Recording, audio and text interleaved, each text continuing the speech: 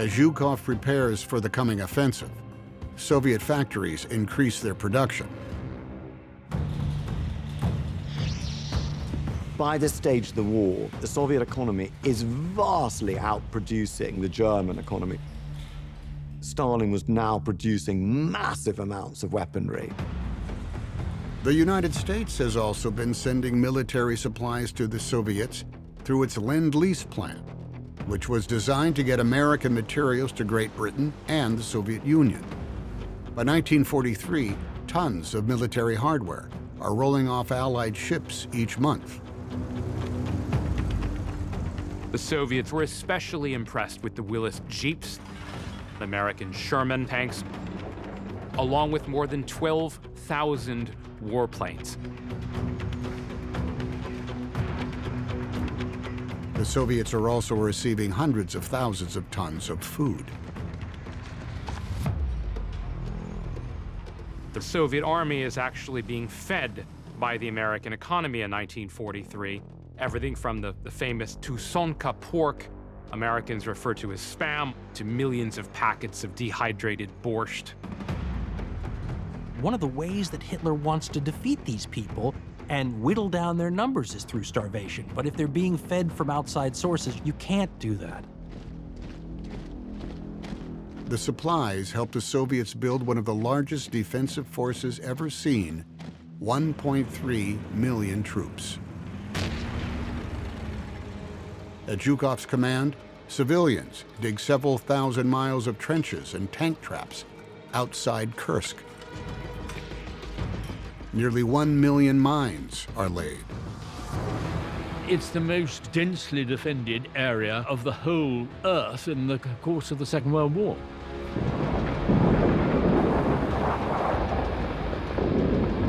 The Soviets are prepared for the full weight of the German Wehrmacht.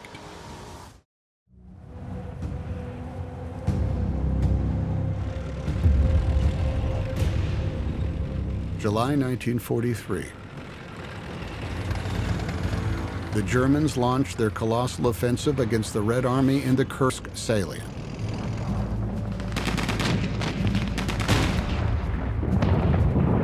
Quickly, the German advance runs into Zhukov's fortifications.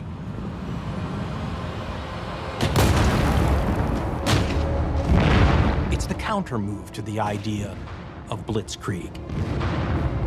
If you break through the front line, there's another line behind there with anti-tank efforts and trenches and men. If you break through that one, there's another one.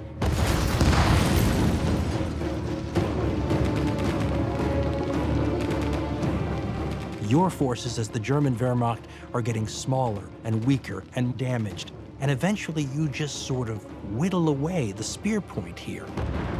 For 8 days, the Germans grind against Soviet defenses.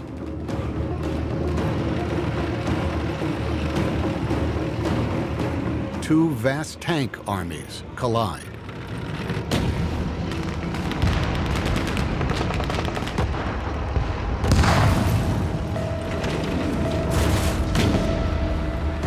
Astonishing intensity. Tanks, helm to helm, hull to hull.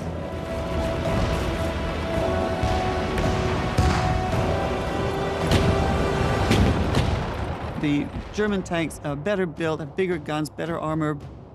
But if you've only got a few of them and you've got a mass of T-34s coming at you, you have a big problem. Hitler's miracle weapons, the Tigers and Panthers, which are these giant, diabolical metal machines, actually don't work too well. Hitler's tanks are destroyed by the more maneuverable Soviet tanks. After 2 days, the Wehrmacht is forced to withdraw. Hitler has failed. He's rolled the dice 3 times inside the Soviet Union.